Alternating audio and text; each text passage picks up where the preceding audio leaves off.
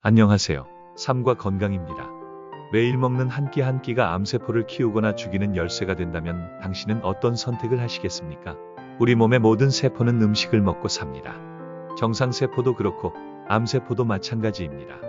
하지만 둘은 영양분을 사용하는 방식이 다릅니다.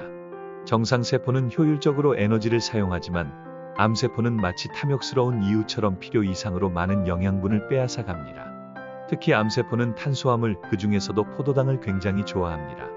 이러한 암세포의 특성은 현대의학에서 암을 진단하는 중요한 도구로 활용됩니다. PET, CT 검사가 바로 그것입니다. 방사성 물질을 붙인 포도당을 주사하면 불과 20초 만에 온몸으로 퍼지는데 암세포가 있는 곳에서 포도당을 빠르게 흡수하면서 강한 신호를 보내게 됩니다. 이것이 바로 암세포가 얼마나 탄수화물을 좋아하는지 보여주는 명확한 증거입니다. 하지만 여기서 중요한 오해가 하나 있습니다. 암 환자는 탄수화물을 먹으면 안 된다. 라는 말은 반은 맞고 반은 틀린 말입니다. 우리의 정상세포도 살아가기 위해서는 탄수화물이 필요하기 때문입니다. 관건은 어떤 탄수화물을 먹느냐입니다. 이를 구분하는 기준이 바로 당지수입니다. 당지수란 특정 음식을 먹었을 때 혈당이 얼마나 빨리 올라가는지를 나타내는 지표입니다. 포도당의 당지수를 100으로 했을 때 다른 음식들의 상대적인 수치를 나타낸 것이죠. 당지수가 높은 음식을 먹으면 혈당이 급격히 올라가는데 이때 암세포가 먼저 영양분을 빼앗아 가버립니다.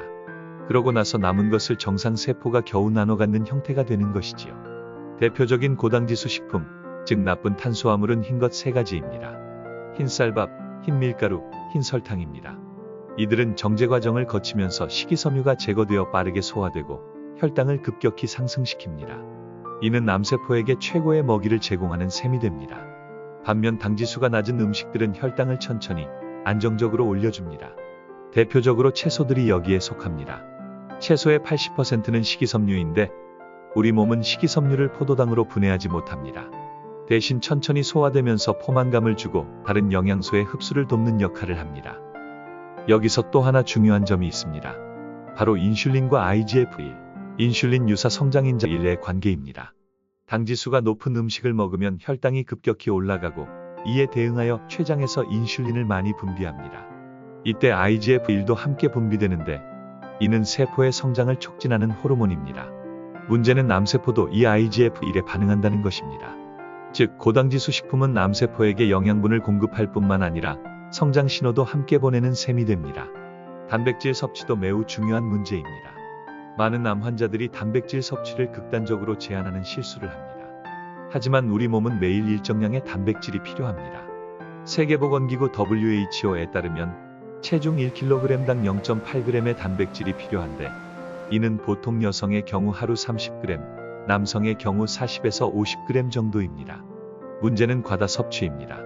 특히 가공육 햄, 소시지, 베이컨 등과 붉은 고기, 소고기, 돼지고기, 양고기는 세계암연구재단에서 발암물질로 분류하고 있습니다. 대신 콩류, 생선, 닭고기 등에서 단백질을 섭취하는 것이 좋습니다. 식사 순서도 매우 중요합니다. 전통적인 한식처럼 밥부터 먹는 것보다 서양식처럼 샐러드를 먼저 먹는 것이 더 좋습니다. 채소를 먼저 먹으면 위장에서 오래 머물면서 다음 음식의 소화를 돕고 혈당 상승을 완만하게 만들어주기 때문입니다. 또한 건강한 지방의 섭취도 잊지 말아야 합니다. 오메가3 지방산이 풍부한 등푸른 생선, 견과류, 올리브유 등은 항염증 효과가 있어 암 예방에 도움이 됩니다. 반면 트랜스 지방이나 과다한 포화지방은 피해야 합니다. 항산화 물질이 풍부한 식품도 중요합니다.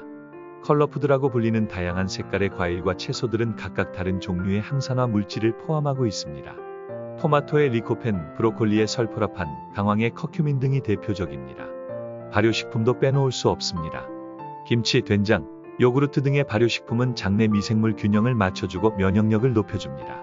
최근 연구들은 장내 미생물이 암 예방과 치료에 중요한 역할을 한다는 것을 보여주고 있습니다. 이러한 식이요법은 암 환자뿐만 아니라 가족들에게도 도움이 됩니다. 실제로 암 환자의 가족들이 함께 건강한 식단을 실천하면서 고혈압, 당뇨 등 만성질환이 개선되는 경우가 많습니다. 마지막으로 강조하고 싶은 것은 지속 가능성입니다. 아무리 좋은 식이요법이라도 실천하기 너무 힘들거나 극단적이면 오래 지속할 수 없습니다. 때로는 80에서 90% 정도만 지키더라도 꾸준히 실천하는 것이 더 효과적일 수 있습니다. 기억하세요. 암을 이기는 것은 값비싼 건강기능식품이나 특별한 식이요법이 아닙니다. 매일 먹는 평범한 식사에서 시작됩니다. 당신의 식탁이 곧 당신의 건강을 결정하는 것입니다. 지금 이 순간부터 식탁을 조금씩 바꿔보는 건 어떨까요? 그것이 바로 암을 이기는 첫걸음이 될 것입니다. 오늘 영상이 도움이 되었다면 구독과 좋아요 부탁드리겠습니다. 감사합니다.